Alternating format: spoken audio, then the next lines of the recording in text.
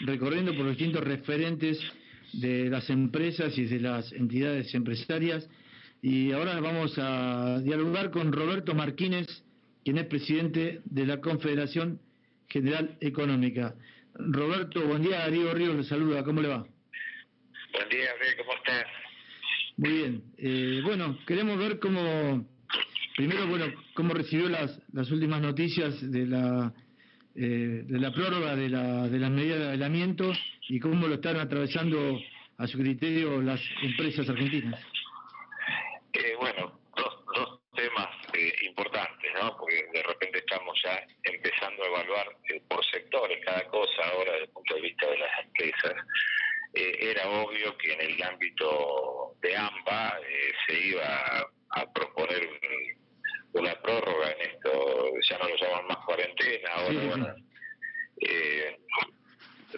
se ha transmitido la necesidad de que haya una responsabilidad social un poquito más profunda, pero bueno, el agotamiento social es extremo, ya digamos está al límite. Si uno circula por cualquiera de las ciudades, me tocó en estos días andar por Capital Federal y realmente es como un día normal de cualquier momento histórico, ¿no? Más allá de los comercios, ¿no? Muchos locales cerrados, todavía no hay actividad plena en lo económico, pero desde el punto de vista de la movilidad social ya prácticamente diría que es casi normal. Todo eso, por supuesto, que también se está manifestando en los números y en lo que se expresa día a día con el caso del tema de la pandemia. Ahora, yendo al tema pymes, y todavía estamos con una gran incertidumbre, pues si bien ya se avisora un final de todo esto, no es inmediato, porque se supone que el final y el recomponer la nueva normalidad, como le están llamando, recién se ve cuando ya la vacuna esté instalada y esté empezando a ser parte de la seguridad de la sociedad. Ahora, en este tiempo hay un puente, ¿sí? que no sé de qué manera se va a construir, con el cual debemos pasar todos los que quedemos medianamente en condiciones de poder sobrevivir para el futuro de nuestra economía, y hay que pasarlo ese puente, porque realmente se piensa en un tiempo que mientras tanto ¿qué? Claro. Entonces, en el camino los esenciales están bien algunos y otros no están tan bien porque tienen la posibilidad de estar abasteciendo determinadas cuestiones propias de las necesidades del día a día de la sociedad, pero no cumplen con las pautas de lo que necesita su propio negocio, su propia empresa. Porque hay sectores, al no estar, por ejemplo, el tema gastronomía, la parte láctea, las fábricas lácteas apuntan hoy al gran consumo que hay dentro de lo que es un hogar, pero no existe la parte industrializada, que es lo referido a eventos, a restaurantes, a hoteles, a acontecimientos y demás, que es otro tipo de gastronomía que involucra otro tipo de productos que obviamente al no tener la integración total no cubren sus costos y están sobredimensionando su actividad y están poniendo en riesgo su propia empresa. Por lo tanto, ni siquiera los esenciales podemos decir que se han salvado. Sí. Así que el panorama es complicado, la verdad que el panorama es complicado. Estamos por supuesto, desarrollando distintas ideas, proyectos y demás, llevándonos a una imaginaria post-pandemia y bueno, un escenario donde tenemos que todos los actores empezar a interactuar justamente y poner arriba de la mesa las distintas posturas y los distintos planteos de cada sector. Sí, algunos informes de estos últimos días indicaron que hubo una caída del consumo justamente en productos esenciales, ¿no? De un 5% en el mes de julio. ¿Esto lo han impactado en las empresas realmente? Sí. Vos imagínate que lo primero que se necesita es recomponer el mercado. Si el mercado se resiente, porque naturalmente dentro del hogar nos hemos acostumbrado a gastar menos, estamos realmente gastando menos, estamos arreglándonos con lo que necesitamos y los ingresos están restringidos, porque bueno, los paliativos que ha recibido por parte del gobierno las empresas para poder pagar los salarios o parte de ellos hacen que justamente al ser parte el consumo sea menor y el mercado se restringe, por lo tanto también las pymes tienen menos posibilidades de entrar en el círculo virtuoso que es el mercado de consumo. Entonces, mientras no se restablezca el mercado, que también es un panorama que todavía no tiene una visibilidad clara y cercana, que tiene varias aristas. Las empresas van a necesitar recomponerse desde el punto de vista financiero y necesitarán capital de trabajo para iniciar, necesitarán nuevamente accionar sobre los salarios como para que se recompongan y vuelvan a estar en un círculo de poder consumir un poco más, pero además todos vienen con sus tarjetas de crédito cargadas y con un nivel de endeudamiento mínimo que para normalizar nuevamente esa rueda va a llevar un tiempo. Por lo tanto, no es que terminamos la pandemia y arrancamos de vuelta. Claro. Va a terminar, o sea, nos va a llevar un tiempo el recomponer esta situación. Y ese tiempo es lo que más nos preocupa porque estamos en un estado de transición permanente que no nos da una certeza. Entonces, la incertidumbre es lo que más nos pone justamente en alerta, ¿no? Roberto, ¿qué tal? Lo saluda Gabriel Río Malán. Hola, Gabriel, ¿cómo estás? Bien, lo quería consultar porque esta semana el ministro Moroni habló de encarecer los despidos. ¿Esto cómo fue recibido en el sector empresario? Está referido seguramente a empresas más grandes. Nosotros las pymes no despedimos, no es una modalidad de la pyme donde tenemos poca cantidad de empleados, donde para nosotros es un costo altísimo tener que formar y tener gente capacitada para llevar adelante nuestras actividades. Y si lo pensamos claramente, no es parte del costo de una pyme tener que reducir personal. Nosotros, lamentablemente, pues, si tenemos que cerrar no nos queda otra, quedaremos todos afuera, pero quedamos todos. No es que porque tenga que sacar una persona me va a ir mejor a mí como emprendedor o como empresario pyme.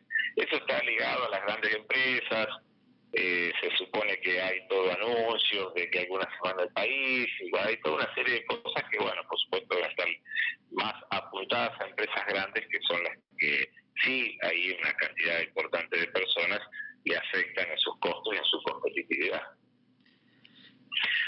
Esta crisis muchos la asemejan con la de 2001, incluso que es más grave que aquella, y en ese momento las autoridades, sobre todo cuando asumió Eduardo Duhalde, rápidamente implementaron un acuerdo entre todos los sectores de la producción, sindicales, sociales.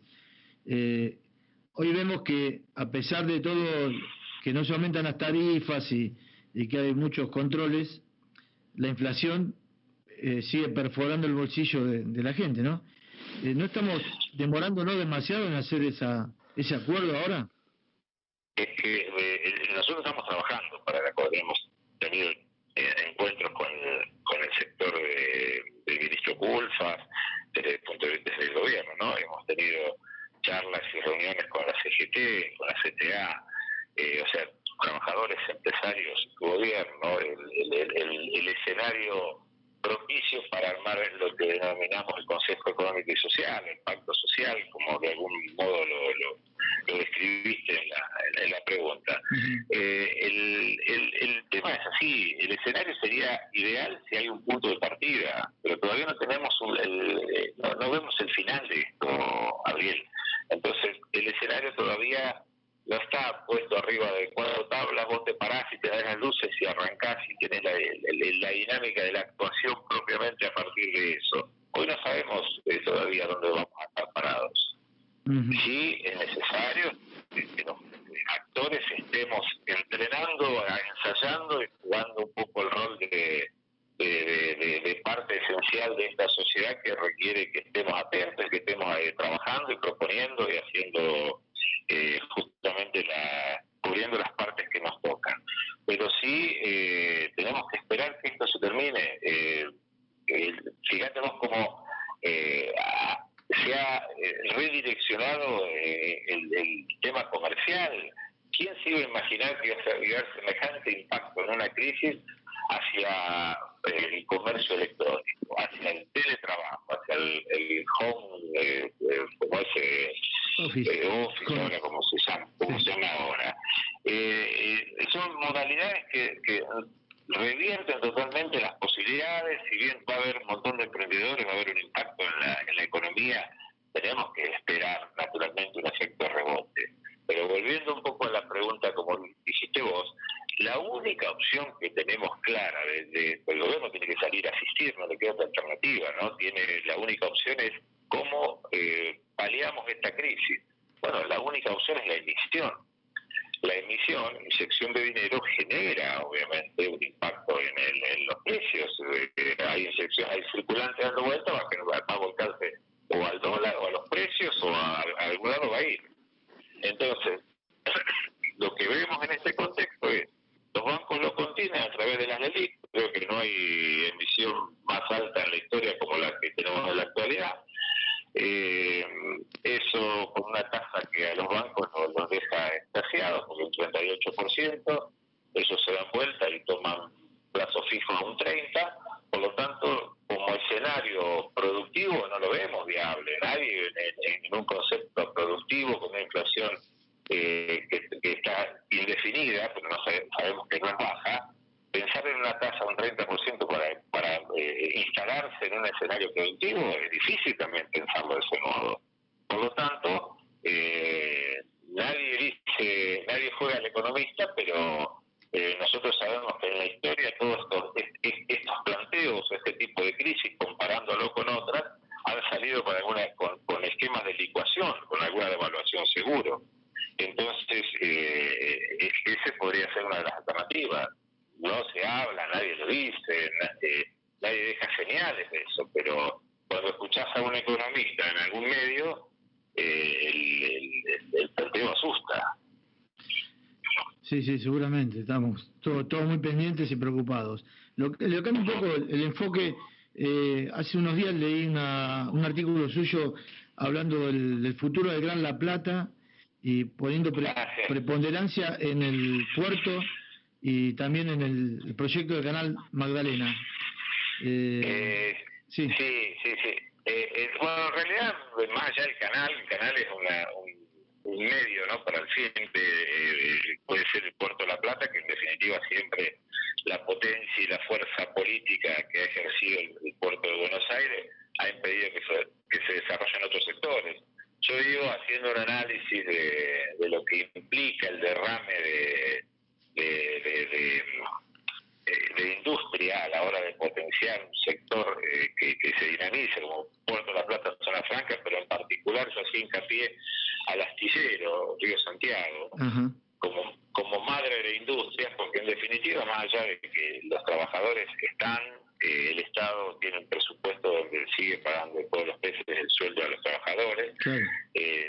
Yo lo planteaba desde un esquema potenciador de la industria local, de la industria regional. Esto lo planteaba, yo vivo en La Plata, entonces le daba una visión localista a la cosa como un esquema de potenciar el ámbito propio de cada uno. Yo digo que la salida puede estar enfocada desde cada municipio si lo pensamos claramente. La salida tiene que ser al revés, no desde el punto de vista, si bien los gobiernos nacionales y provinciales tienen que marcar las pautas y direccionar las políticas, pero yo creo que la salida desde lo productivo sale desde el origen, porque el gran punto de partida de todo está agregando valor. Pongámonos en una hipótesis, nosotros hoy tenemos casi 45 millones de habitantes, si no me equivoco, de los cuales nada más que 1.200.000 son empleados de industria. Claro. ¿Sí? 1.200.000 empleados son solamente del sector industrial. Por lo tanto, no tenemos industria, vamos a ser claros. 1.200.000 empleados generan todo lo que se consume en la Argentina. O sea, tenemos que pensar claramente en potenciar eso. Entonces, la forma de dinamizar es justamente potenciando la infraestructura instalada en cada región. De ahí planteaba la necesidad de que ya que lo tenemos, ya que tenemos la iglesia, pongamos un cura y que llame los fieles, ¿no? Está bien. Bueno, Roberto, le agradecemos mucho su tiempo en esta mañana, que nos haya atendido.